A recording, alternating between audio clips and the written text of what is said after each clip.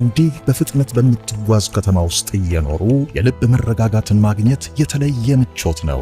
ሰላም የሚሰጥ የምቾት ስፍራ ለቤተሰቦ ኩራት ሲሆኑ ነገ መረጋጋትን ካለሙ ወይም በቀላሉ የተሻለ ህይወት መኖር ካሻው የአኮያ ቤቶች መገኛ አድራሻው ናቸው።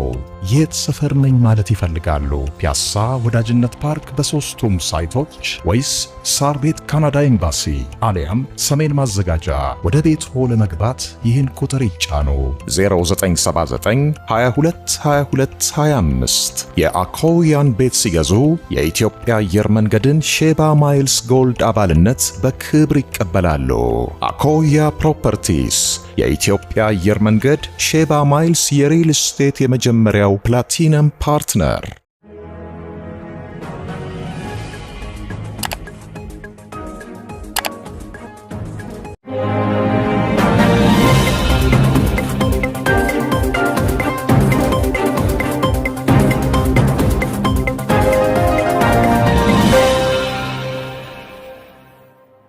ጤና ይስጥልኝ ክቡራትና ክቡራን የዩቲዩብ ቻናል ቤተሰቦች፣ የሰዓቱን አጫጭር ሰበር መረጃዎች ይዤ ቀርብ ያለው በርከት ያሉ ሀገርኛና ዓለም አቀፍ መረጃዎችን በየሰዓታቱ ልዩነት ለማግኘት የዩቲዩብ ቻናሌን ሰብስክራይብ በማድረግ የደወል ምልክቷን መጫን አትዘንጉ። ወደ መረጃዎቹ ስናቀና ከሀገር ውስጥ በትግራይ ክልል ያለውን ውጥረት አስመልክቶ አዳዲስ መረጃዎች ምን አሉ የሚለውን የማስደምጣችሁ ይሆናል። በትናንትናው ዕለት የተቋረጡት የኢትዮጵያ አየር መንገድ በረራዎች በዛሬው ዕለትም እንደተቋረጡ እንደሚቆዩ ተሰምቷል። የትግራይ ክልል ጊዜያዊ አስተዳደር ፕሬዝዳንት የሆኑ ሌተናንት ጀነራል ታደሰ ወረደም በትግራይ ክልል ባለው ውጥረት ዙሪያ ምን አሉ?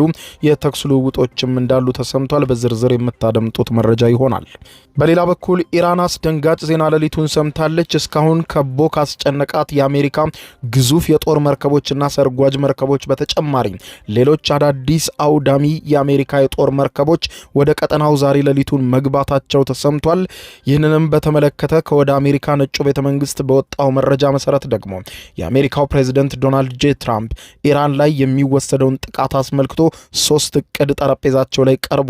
3ቱም እቅዶች በዝርዝር መገናኛ ብዙሃን እጅ ገብተዋል። የአሜሪካ መገናኛ ብዙሃን በጉዳዩ ዙሪያ ያወጡትንና 3ቱ እቅዶች ምንድናቸው የሚለውን በዝርዝር የምታደምጡት ነው የሚሆነው። ውጥረቶች ባየሉበት የመካከለኛው ምስራቅ ጉዳይ ላይ የአሜሪካ መከላከያ ኃይል ፔንታጎን ሌሊቱን ባወጣው መግለጫ የፕሬዝዳንት ዶናልድ ጄ ትራምፕን ተኩሱ የሚል ቀጥተኛ ትዕዛዝ እየጠበቀን ነው፣ ዝግጅታችን በሙሉ በኢራን ዙሪያ ተጠናቋል ብሏል።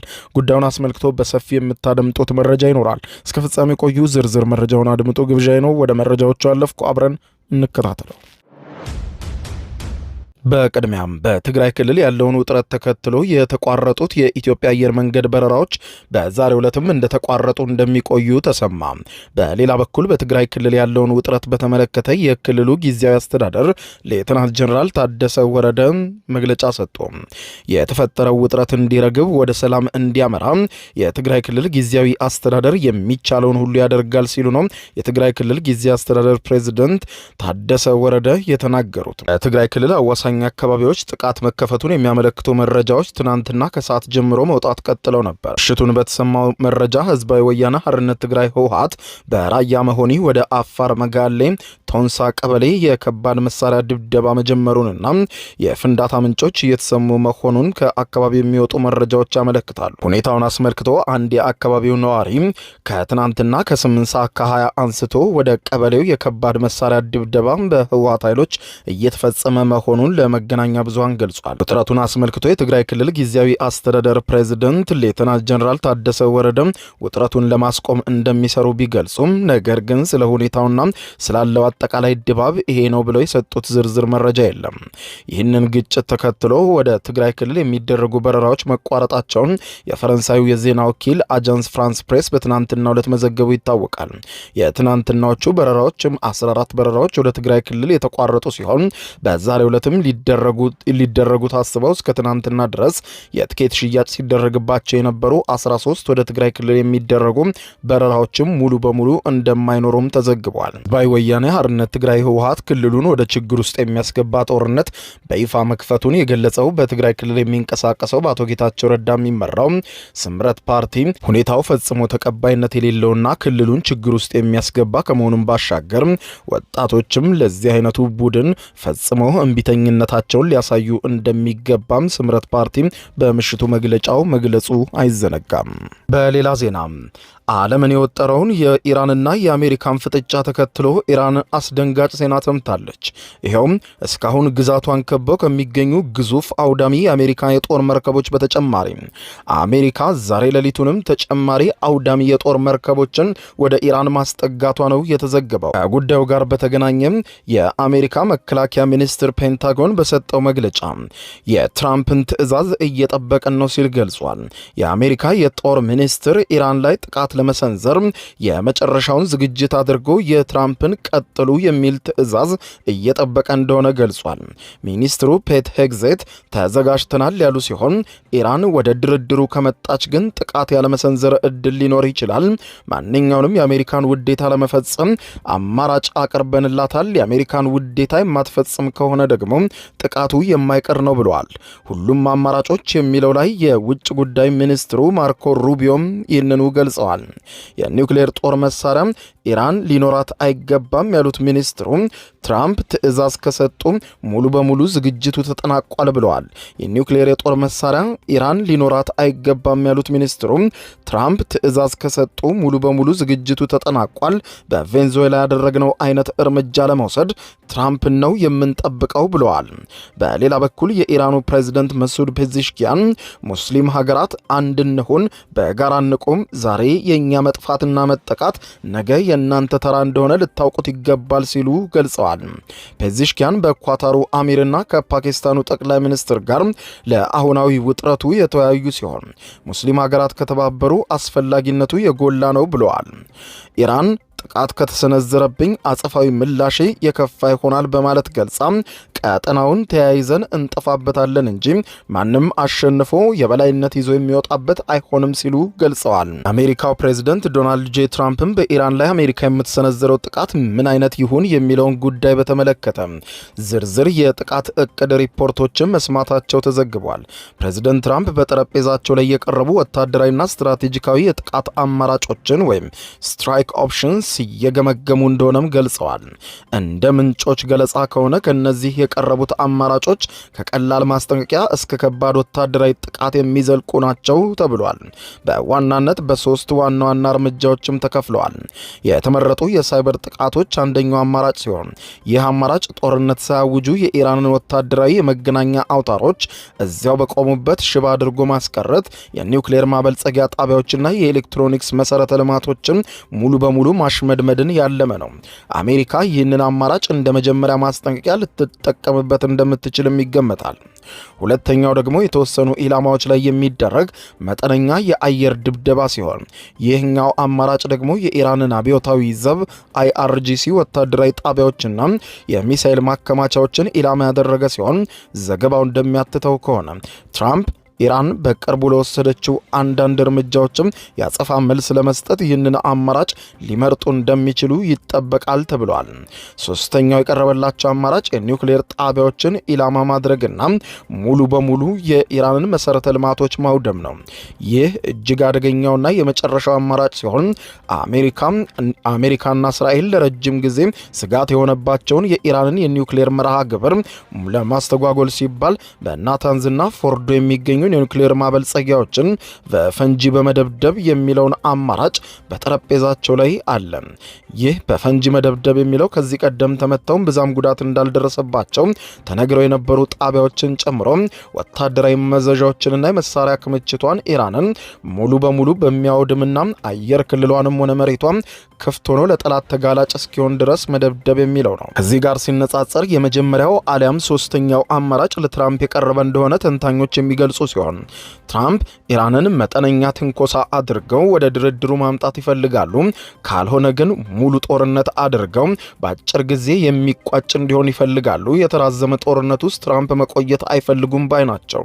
በአጠቃላይ የቀጠናው ሁኔታ እጅግ አሳሳቢ ሁኔታ ላይ የደረሰ ሲሆን ፕሬዝደንት ትራምፕ ከቀረቡላቸው አማራጮች የትኛውን ይመርጣሉ የሚለው ጉዳይ ፔንታጎን እየጠበቀ መሆኑን ተመልክቷል። የትራምፕን ትዕዛዝ ተከትሎ ፔንታጎን ቀጣይ እርምጃዎቹን በዚህ በዚያ ላይ ያከናውናል ተብሎ ይጠበቃል። ላለፉት ረጅም ቀናት ኢራንን ከበው ሲያስጨንቁ ከነበሩ የአሜሪካ ግዙፍ የጦር መርከቦች ተጨማሪ አውዳሚ የአሜሪካ የጦር መርከቦች ወደ ባህረ ሰላጤው መድረሳቸው ኢራንን በእጅጉ ያስቆጣ ሆኗል።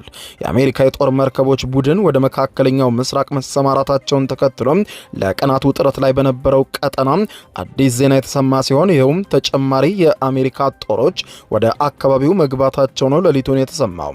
ዘመናዊው የጦር አውሮፕላንና መርከቦችን እንዲሁም ሚሳኤሎችን ማውደም የሚችለው ዩኤስኤስ ዴልበርት ዲ ብላክ የተባለ ግዙፍ ዘመናዊ አውዳሚ የአሜሪካ የጦር መርከብና ሌሎች ተጨማሪ መርከቦች በስዊዝ ካናል በኩል በማቋረጥ ዛሬ ሌሊቱን በባህረ ሰላጤው አካባቢ ደርሷል። ግዙፍ የጦር መርከቦችም ተሸካሚ መርከብ አብርሃም ሊንከንን ጨምሮ በአሁኑ ጊዜ ቢያንስ አሜሪካ 10 የአሜሪካ ግዙፍ የጦር መርከቦች በመካከለኛው ምስራቅ ለኢራን ተጠግተው ቆመዋል። ማክሰኞ ዕለት አንድ የአሜሪካ ባለስልጣን ግዙፍ መርከብ ወደ አካባቢው እንደደረሰ ለቢቢሲ ያረጋግጠው በመርከቦች እንቅስቃሴ መከታተያ ላይ ግን ከሳምንት በላይ በአካባቢው ላይ እንደቆየ የሚያረጋግጥ ነው። የቢቢሲ መረጃ ማጣሪያ ቢቢሲ ቬሪፋይ ዛሬ ጠዋት እንዳረጋገጠው ኦስፔይ የተባለው ወደ ተለያዩ አቅጣጫ በቀላሉ መብረር የሚችሉ የአሜሪካ ባህር ኃይል ወታደራዊ አውሮፕላኖች በባህረ ሰላጤው አካባቢ ወደ ኦማን ሲበር ተመልክቷል። ይህም ግዙፍ አውሮፕላን ተሸካሚ መርከብ ወደ አካባቢው መድረሱን የሚያመለክት እንደሆነ ተመልክቷል።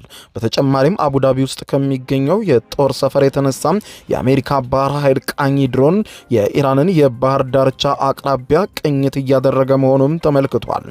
ኢራን በዚያም የተወጠረች ሲሆን ከፍተኛ ስጋት ውስጥ ናት። የአሜሪካ ባለስልጣናትም በኢራን ጉዳይ ላይ ከእስራኤልና ከሳዑዲ አረቢያ መሪዎች ጋር ሊመክሩ መሆኑ ተዘግቧል። ሁለት ከፍተኛ የአሜሪካ ባለስልጣናት የኢራንን ጉዳይ በተመለከተ ከእስራኤልና ከሳዑዲ አረቢያ ጋር የመከላከያና ደህንነት ባለስልጣን ጋር ሊመክሩ እንደሆነ የአሜሪካው አክሲዮስ ዘግቧል። አሜሪካ ልትወስድ ያሰበችውን ጥቃት ተከትሎ በተለይም ኢራን በቀጠናው በሚገኙ የአሜሪካ አጋሮች ላይ እሰነዝረዋለሁ ያለችውን ጥቃት በተመለከተ አሜሪካ ጥቃቱን እየሰነዘረች በተመሳሳይ ሰዓት ከኢራን ሊሰነዘር የሚችል ማናቸውንም ጥቃት አጋሮቿን እንዳያገኝ መከላከል የምትችልበትን መንገድ በተመለከተ ነው በቀጠናው ላይ ከፍተኛ ዝግጅት እያደረገች የምትገኘው።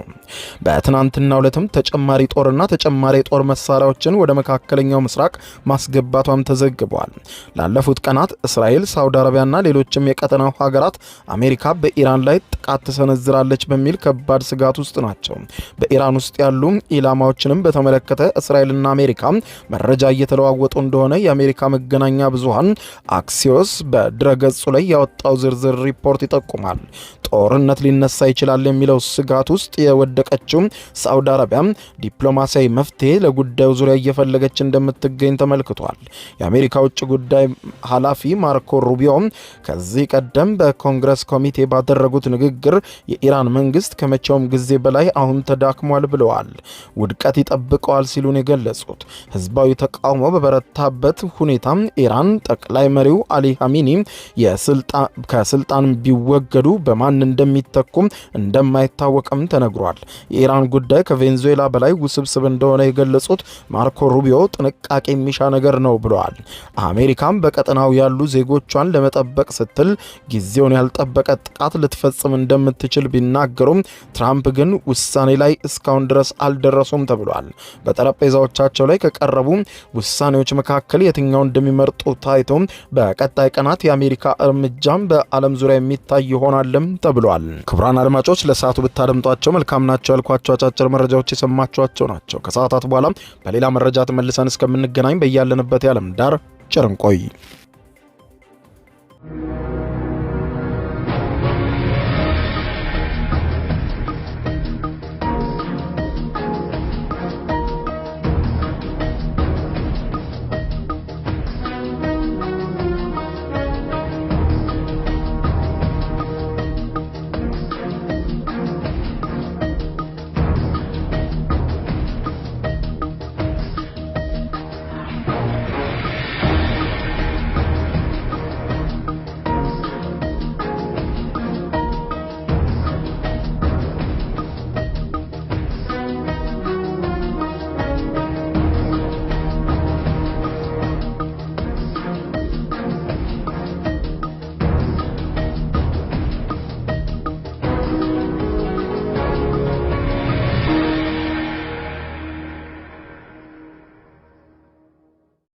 የዩቲዩብ የስኬት ሚስጥሮችን በዝርዝር የያዘው የአቤል ብርሃኑ የወይኗ ልጅ መጽሐፍ ሁለተኛ እትም በገበያ ላይ። ዩቲዩብ ለመጀመር በአጭር ጊዜ ስኬትን ለመቀዳጀት አስበዋል?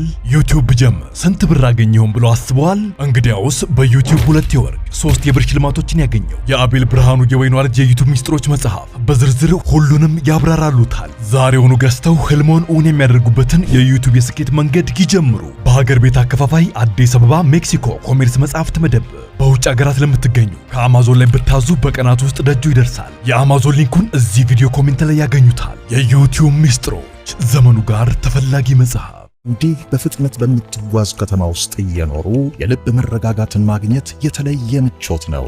ሰላም የሚሰጥ የምቾት ስፍራ ለቤተሰቦ ኩራት ሲሆኑ፣ ነገ መረጋጋትን ካለሙ ወይም በቀላሉ የተሻለ ህይወት መኖር ካሻው የአኮያ ቤቶች መገኛ አድራሻው ናቸው።